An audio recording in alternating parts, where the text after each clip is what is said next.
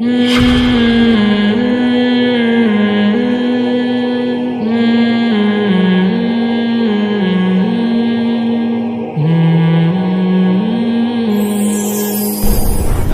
نے تو بس ختم کر دیا معاملہ. یہ بہت خطرناک معاملات ہوتے ہیں بھائی. بس وہی بات ہے نا کہ نبی صلی اللہ علیہ وسلم نے فرمایا نا کہ انسان, یہ جو زبان ہے نا, زبان یہ انسان کو اونھے منہ جہنم میں پھینکتی ہے. تو زبان استعمال کرنے سے پہلے آدمی 100 دفعہ سوچے کہ اس کا رزلٹ نکلے گا کیا. خود میرے ساتھ زندگی میں ایسا ہوا کہ میں کبھی کسی معاملے میں ڈاؤٹ میں تھا نا کہ اس پہ میں بولوں یا نہیں بولوں. میں نے تجربوں سے ایک بات سیکھی ہے کہ کوئی بات میں نے بولنی تھی تو میں سوچ رہا تھا کہ بولوں یا نہیں بولوں. 50% یہ تھا کہ بول دینی چاہیے, 50% یہ تھا کہ نہیں بولنی چاہیے. تو جب بھی ایسا ڈاؤٹ ہوا ہے تو بولنے کے بعد ہمیشہ پچھتاوا ہوا ہے کہ نہ بولتا تو اچھا تھا. اور میں نے تجربوں سے یہ سیکھا ہے کہ جب تک کسی کے بارے میں 100% اطمینان نہ ہو جائے نا کہ یہاں بولنا ہی درست ہے, تو اس وقت تک بولنے کی ضرورت نہیں ہے, خاموش رہ لو. تبھی شاعر نے کہا ہے ما ان ندمت علی سکوتی مرتن وَلَقَدْ نَدِمْتُ عَلَى الْكَلَامِ مِرَارًا. کہہ رہے میں زندگی میں بہت سے موقع پہ مجھے بولنے کا موقع رہا مگر میں خاموش رہا. ایسی خاموشی پہ مجھے کبھی ندامت نہیں ہوئی, لیکن ایسا بہت دفعہ ہوا کہ میں بولا اور مجھے ندامت ہوئی کہ کاش میں خاموش رہتا. اسلام میں اصل ہے خاموشی.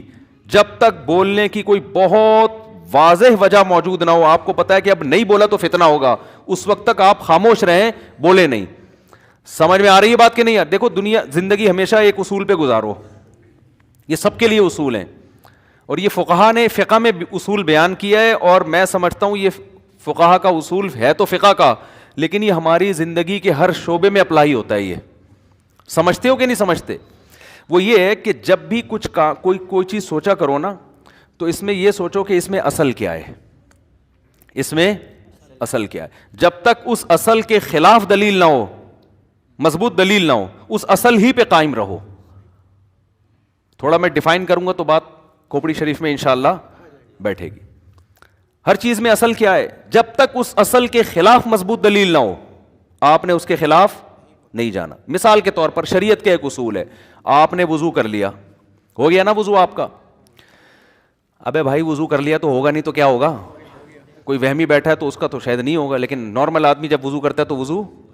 وہ ایک تھے, کسی نے پوچھا نا کہ تو بغیر وضو ہی نماز پڑھتا ہے یار, ایسے نماز نہیں ہوتی. اس نے کہا میں تو 10 سال سے پڑھ رہا ہوں, میری تو ہو رہی ہے. تو وہ والا ہونا مراد نہیں ہے.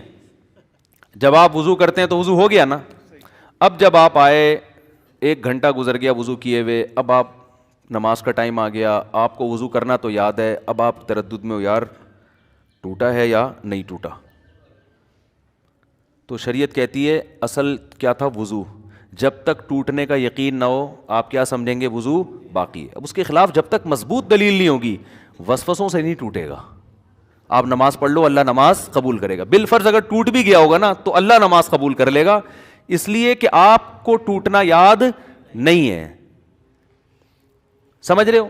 اس کے برعکس ایک اور مثال, آپ نے وضو کیا ہی نہیں ہے, آپ نے وضو, آپ کو یاد ہی نہیں ہے کہ آپ نے وضو کیا ہے. اب نماز کا ٹائم آ رہا ہے, آپ سوچ رہے ہیں یار میں نے وضو کیا بھی ہے کہ نہیں کیا. تو اصل کیا ہے؟ وضو نہیں کیا. جب تک کرنے کا یقین نہ ہو شریعت کہتی ہے آپ کا وضو, بولو نا, نہیں ہے. دونوں مثالیں الٹ ہو گئی نا. اصول ایک ہی ہے, الاصل بقاء ما کان علی ما کان. اصل یہ ہے کہ جو چیز جیسی تھی ایز اٹ از ویسی ہی ہے, جب تک کہ اس کے خلاف دلیل نہ ہو. تو اس سے فقہ کے بہت سارے مسائل فقہ نے حل کیے ہیں. آپ گئے تالاب, وضو کرنا ہے آپ نے, تالاب میں پانی ہے, امکان ہے بھائی کسی کتے نے پیشاب کر دیا ہو, کتے نے منہ ڈال دیا اس میں ہے, بھائی کسی نے کوئی گندگی پھینک دی ہو. تو شریعت کہتی ہے جب آسمان سے پانی برستا ہے, زمین سے نکلتا ہے تو وہ پاک ہوتا ہے. جب تک ناپاک ہونے کی دلیل نہیں ہوگی ہم اس کو کیا سمجھیں گے؟ پاک. وضو کرو, نماز پڑھو, پتلی گلی سے نکلو. ایسا نہیں کہ یہاں کھڑے ہو کر تحقیقات شروع کر دی, یار کوئی کتا تو نہیں آیا تھا, ایسے تو پتہ نہیں کہاں کہاں کتے جا رہے ہیں بھائی, کتوں کی اپنی ایک دنیا ہے. تو ہر چیز میں ایسا ہی ہے. ایک صاحب صبح صبح اٹھ کے نا, مجھے انہوں نے تحریر بھیجی, سوال بھیجا خط لکھ کے کہ مجھے رات کو شک ہوتا ہے پتہ نہیں مجھے نائٹ فال تو نہیں ہوا, احتلام تو نہیں ہوا, تو میں صبح اٹھ کے شلوار اپنی چیک کر رہا ہوتا ہوں ایسے شیشے کے سامنے نا, یوں کر, کوئی نشان تو نہیں ہے. تو میں نے ان سے کہا یار یہ کتنی گھٹیا معیوب حرکت ہے, صبح صبح اٹھو, وضو کرو, نماز پڑھنے جاؤ.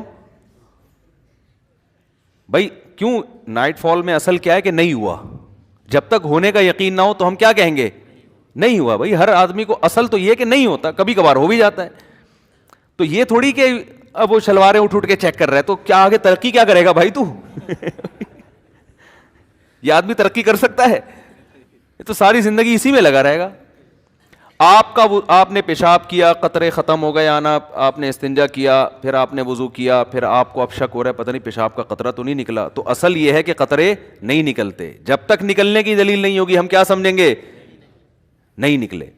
تو ایسے ہی خوب سمجھ لو دنیا میں ہر جگہ یہ اصول لاگو ہوتا ہے. آپ کی اپنی جو لائف ہے نا اس میں بھی اسی اصول پہ آپ چلیں گے. کل جیسے وہمیوں کا اصل یہ کہ وضو ہر وقت ٹوٹ رہا ہے ان کا وہمی جو ہے نا, وہمی جب وہ وضو کرتے آتے ہیں تو ہم کہتے ہیں اصل یہ کہ وضو باقی ہے, جب تک ٹوٹنے کا 100% یقین نہ ہو اس وقت تک وضو باقی. وہمی الٹ چل رہے ہوتے ہیں. وہمی کہتے ہیں اصل تو یہ کہ قطرہ نکل رہا ہے, ہوا خارج ہو رہی ہے. وضو کر رہے ہیں, ہم کہتے ہیں 3 دفعہ منہ دھو لیا, اصل یہ ہے کہ دھل گیا, کوئی جگہ خشک نہیں رہی ہے. جب تک اب خشک ہونے کا یقین نہ ہو تو آپ سمجھیں گے منہ دھل گیا ہے. لیکن وہمی کہتا ہے کہ اصل یہ ہے کہ منہ خشک ہے, جب تک مجھے لیبارٹری ٹیسٹ سے پتہ نہیں چلے گا نا کہ پورا منہ میرا گیلا ہو چکا ہے اور آسمان سے فرشتے نازل ہو کے گواہی نہیں دیں گے اور قرآن میں نہیں لکھا ہوا ہوگا کہ وسیم بھائی کا وضو ہو چکا ہے. ایک صاحب یہاں تک وہمی تھے کہ وہ تالاب میں وہ وضو کر رہے تھے, پہلے نلکے سے کیا, ان کو سمجھ اطمینان نہیں ہوا, پھر تالاب میں جا کے کرنا, وہ بعض مدرسوں میں تالاب بھی ہوتے ہیں نا, اس میں وضو کرنا شروع کیا, پھر نہیں ہوئے تو وہ انہوں نے خود واقعہ اپنا بتایا کہ میں نے جس لوٹے سے وضو کر رہا تھا میں نے کہا یار اطمینان ہو نہیں رہا, تو میں نے وہ لوٹا جو ہے نا تالاب میں پھینکا اور لوگوں سے کہا ارے میرا لوٹا, ارے میرا, اور یہ کہہ کے میں نے تالاب میں ڈبکی لگا دی. پورا زمین سے گھوم کے اوپر آئے ہیں, کہہ رہے ہیں تو مجھے کچھ اطمینان ہوا کہ میرا وضو الحمدللہ ہو چکا ہے. سمجھ میں آ رہی ہے بات؟ تو ان کے ہاں اصل یہ ہے کہ وضو نہیں ہوتا جب تک ہونے کا 100% یقین نہ ہو. تو ہمارے ہاں ہر چیز الٹی. تو اخلاق میں بھی یہی کلچر, اصل کیا ہے کہ انسان اپنے کلچر کو فالو کرتا ہے.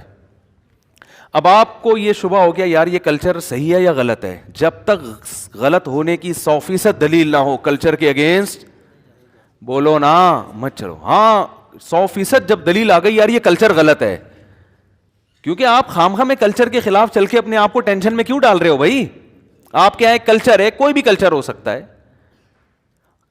اگر وہ نقصان دہ 2 وجہ سے ہو سکتا. کلچر ایسی بات پر ہے جو آپ اس کو مذہب کا حصہ سمجھ رہے ہو, حالانکہ وہ مذہب کا حصہ نہیں ہے. پھر بدعت ہونے کی وجہ سے غلط ہو جائے گا وہ, کہ لوگ اس کو کیا سمجھ رہے ہیں, جیسے عید کے دن قبرستان میں جانے کا کلچر بن چکا ہے, لیکن لوگ اس کو سنت سمجھتے ہیں, فضیلت سمجھتے ہیں. ہم منع کرتے ہیں بھائی یہ شریعت میں ایسا نہیں ہے, اس کو آپ اسلام میں آپ چیزوں کو ایڈ نہ کریں.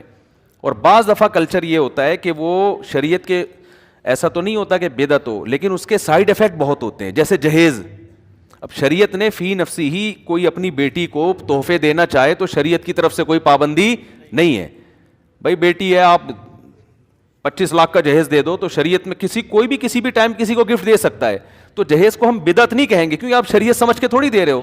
لیکن یہ رسم ایسی ہے کہ اس کے سائیڈ افیکٹ اس کے فائدوں سے زیادہ ہیں. تو ان 2 جگہوں میں تو کلچر کے اگینسٹ. بارات کا کھانا بھی ایسا ہی ہے, شریعت میں منع نہیں ہے کوئی اپنی بیٹی کی شادی میں لوگوں کو کھانا کھلا دے, لیکن یہ اس کے سائیڈ افیکٹ, شریعت میں تو ولیمہ ہے, بارات کا کھانا اسلام میں نہیں ہے, لیکن اسلام اس کے خلاف بھی نہیں, کوئی بدعت بھی نہیں ہے نا, آپ اسلام سمجھ کے تھوڑی کھلا رہے ہو بارات کا کھانا, لیکن اس کے سائیڈ افیکٹ زیادہ ہیں. کہ بیٹی کی شادی پہ اسلام چاہتا ہے کہ باپ کا خرچہ نہ ہو, اور آپ کی خرچ یہ ایک رسم بن چکی ہے, اس کے سائیڈ افیکٹ زیادہ ہیں.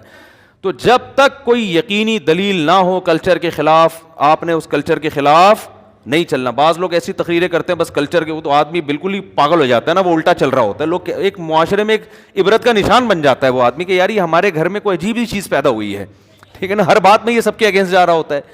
سمجھتے ہو کہ نہیں سمجھتے؟